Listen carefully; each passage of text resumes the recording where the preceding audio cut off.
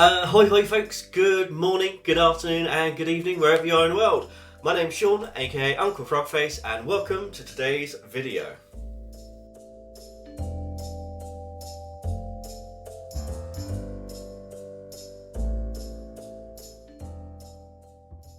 So today we are filming our last Inktober video. We managed to get through all 31 prompts, all 31 days.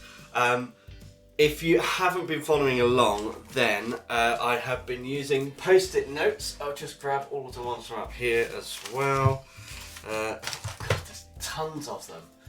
So I've been doing little sketches on post-it notes with one of those 4-colour big bios. This is what we have, bunches and bunches of them. Well, I mean it's 31, but it looks like loads. And each week I'll be doing a roundup of what we've done in that week and then turning one into a much nicer sketch. I've got some up here actually. But today we are doing the very last week, so I'm going to turn the camera around. We'll go through the final post-its for Inktober 2021 and then we'll get on to our final nice refined ink sketch. Let's get to it. Hello. Okay, so let's go through this last week of prompts. You can probably hear me shuffling post-it notes together. So our first prompt, so day 24, was extinct. So I drew the now extinct and incredibly delicious dodo bird. Day 25, splat. I drew an ice cream that had fallen on the floor. Day 26, can't count. I'm a maths teacher, I can't count. Day 26 was connect. So I drew a jigsaw piece because all jigsaw pieces connect together. Day 27, spark. So a little bit on the nose, draw a sparkler. Day 28, this was a little bit left wing, but the prompt was crispy. And I had seen a LinkedIn profile for a Mr. Crispy Chicken. His profile was a clown, so there's that. Day 29, patch. So Patch had to be the queen of patchwork, is of course Sally from Nightmare Before Christmas. Day 30, slither, did this lovely snake.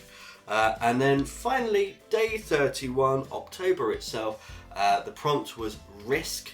So I decided to go for that old Halloween story of the razor blade in the apple. So again, I've had comments from people about which one they would like me to do, and I've decided I'm going to do the snake. So I'm going to collect these all up and put them to the side. And just like before, I have already done a little bit of a preliminary sketch. And all I need to do now is get my ink supplies out. I think I'm going to use dip pens again today, some brushes, maybe a little bit of a wash. I want to see what this watercolour paper, oh not watercolour paper, this mixed media paper is like, this Dana Rowney. It's been really good with things so far, so I want to see what it's like with some washes. So I'm going to get myself set up. I'll just pop this here and make sure you stick around to the end because I have a little bit of an announcement. So the eagle-eyed among you will probably notice that this is a different sketch. This whole drawing just did not go to plan. So my original drawing I had all sketched out, as you saw, had a couple of loops and tail in there as well, and I did all of the line work for it, let it thoroughly dry, and then I came in with some ink for a wash and it just bled terribly.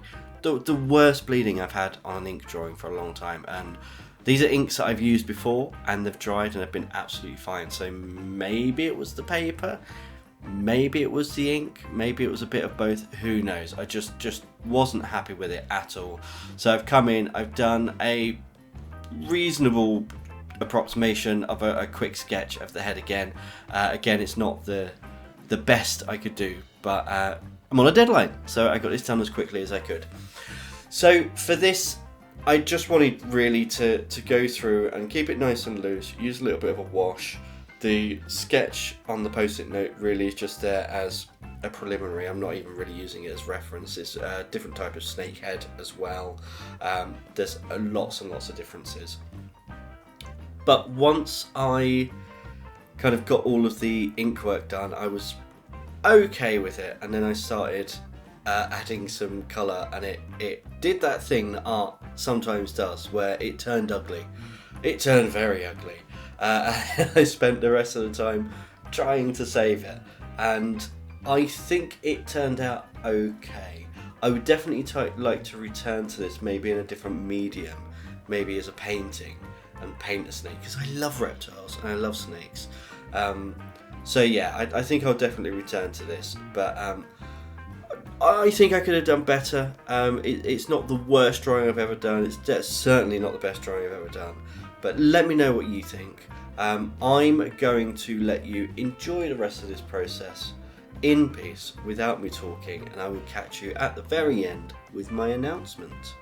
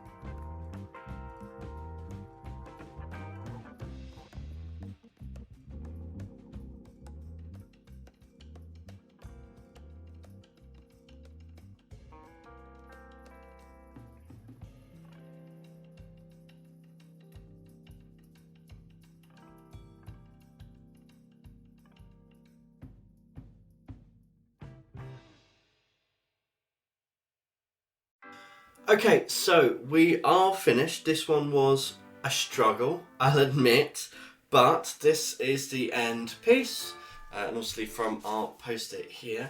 And that's Inktober completed. We are completely done.